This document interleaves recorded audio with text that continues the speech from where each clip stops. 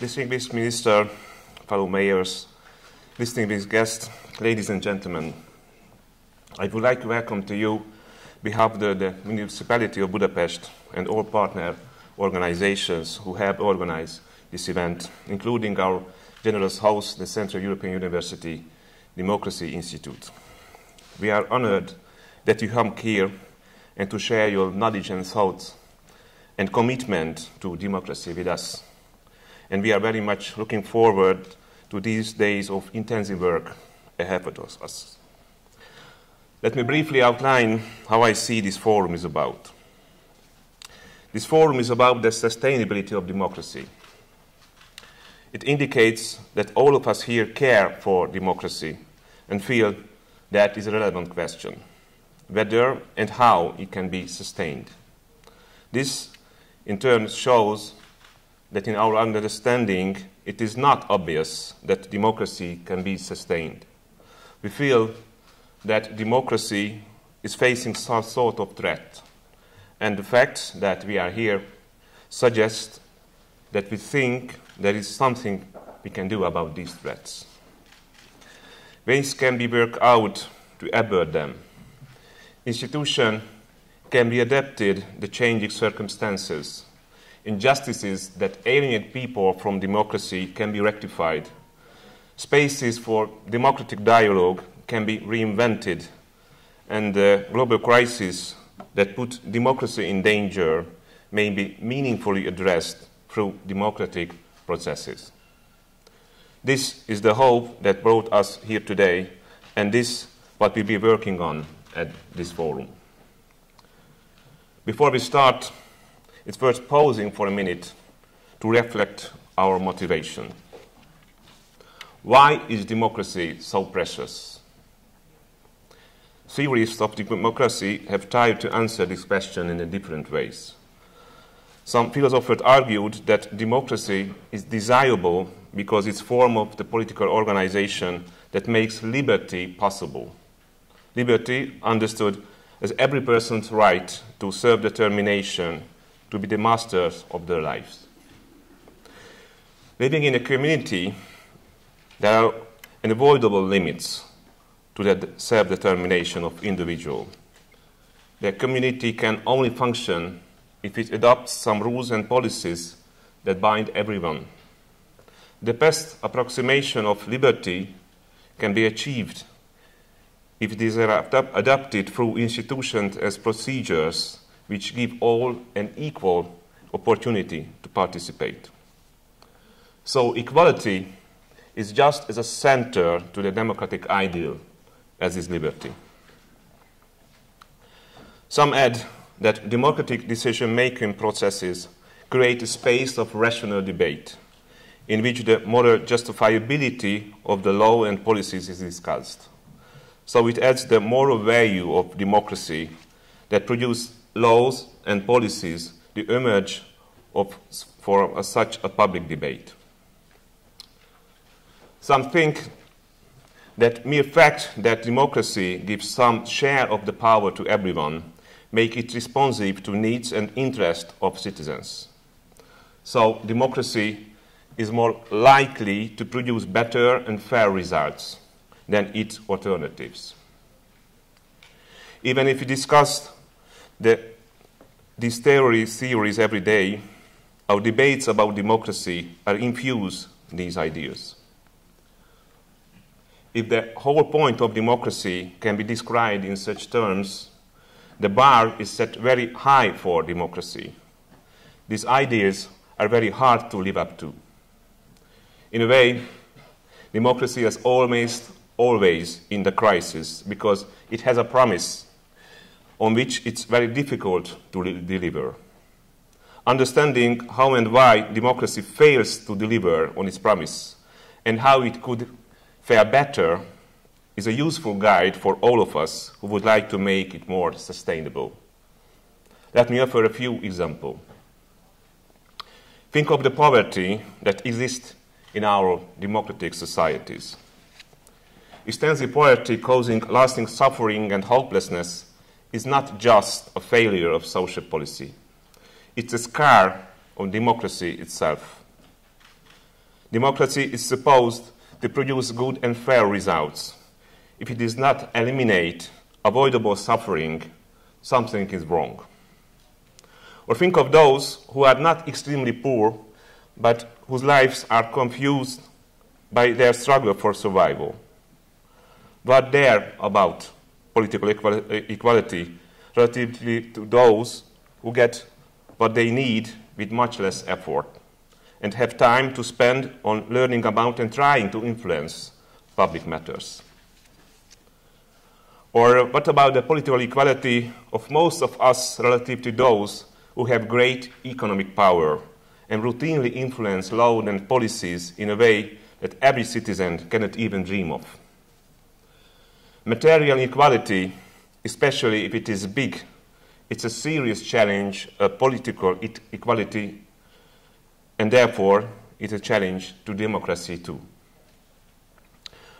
Or think of the ideal that in democratic society there will always be disagreement about many things, including those about which we feel strongly. And now think of those who face this disagreement from the safety of the secure job, affordable housing, accessible health care, and the prospect of the good retirement pension, and of those who face this disagreement in the state of the constant insecurity and anxiety. It's normal to have disagreement in a democracy, even on important and sensitive matters. But this may be much easier to tolerate for those who feel safe than for those who do not.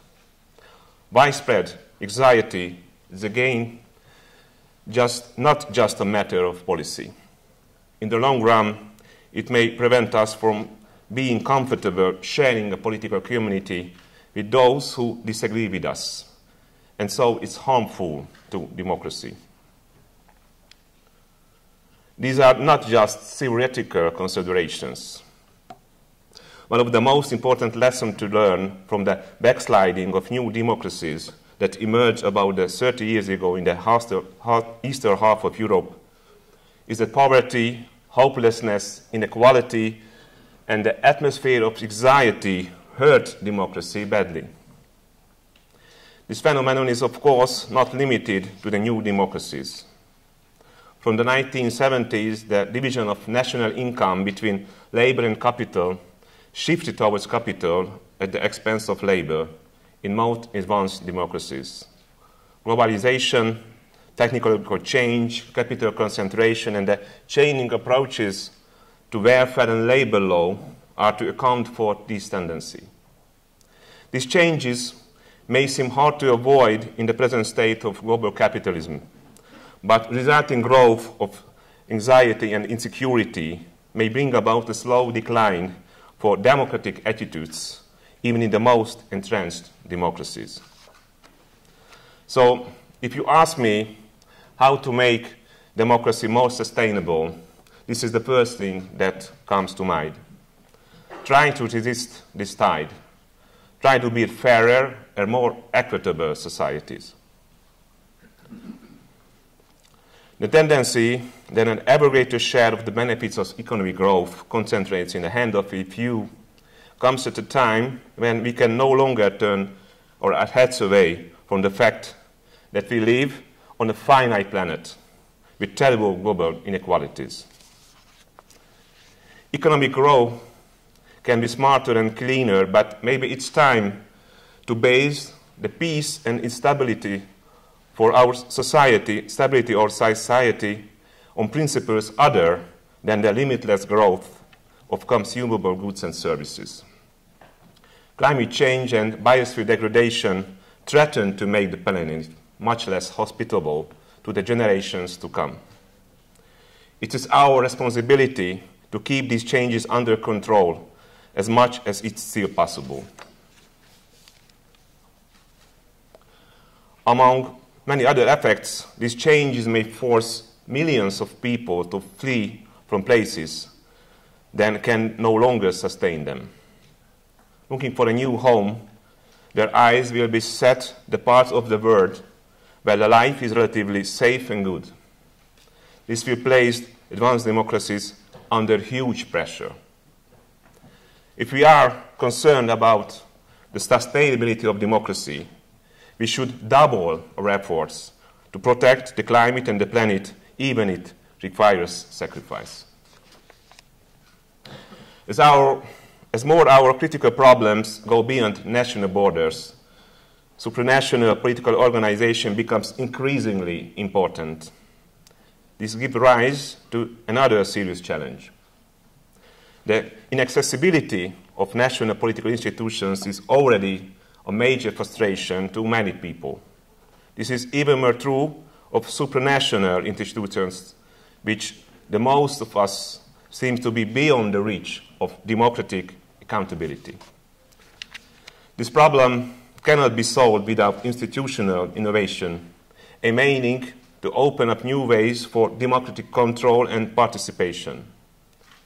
This is easiest to start at the level of political organization that is easiest to access for the citizens and the local governments. One initiative pointing in this direction is the Pact of Free Cities that will have its summit on the sites of this forum.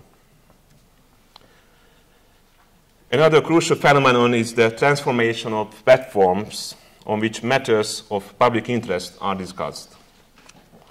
Online media outlets that provide content free of charge and the emergence of social media have bring about profound changes in the media market. It has been increasingly difficult to finance independent quality journalism, and the number of sources most of us have a reason to trust is shrinking. Politically controlled outlets bending facts to promote political agendas have quickly spread. We have come to a point where we cannot even agree upon what the basic facts are, let alone how to make some of them. The emergence of political engineered alternative realities gives rise to a polarization in which we increasingly lose sight of what we could agree upon. Disagreement is essential to democracy, but so is the ability to find common ground. Without it, the intelligent, rational, deliberative aspect of democracy vanishes into thin air. The populism of our days thrives in this atmosphere as an easy and comforting answer to pressing global problems. It offers denial and exclusive nationalism. It actively dismantles in spaces in which our public matters could be discussed rationally. Instead, it feeds feverish and divisive narratives to its audience through the media it controls. The main object is to tell the people who their enemies are. The underserving poor, the migrants, the liberal world elite, the IMF, Brussels, NGOs receiving foreign funding, the founder of this university, the Roma, sexual minorities, anybody but their real oppressors. In government, populists bend the institution of democracy in their own favor, creating a hybrid of democracy and autocracy, whose inertia is pulling away from democracy forward to ever more complete autocracy. A case in point is, of course, the regime that currently rules in this country, a case from which much can be learned. But this should be the topic for another talk. In this one, my aim has been to identify a number of challenges to the sustainability of democracy. Some of these arise from the fact that the democratic ideal is very demanding. Some arise from the present state of the world. And some are related in particular to recent rise of authoritarian populism. I have only had time to very briefly touch upon these issues. But I am sure that a combination of academics, politicians, public officials, and civil society leaders that this forum has brought about together is the best mix of competencies to identify the most relevant questions and to hammer out actionable answers. I wish us all the very best in this immense work. Thank you.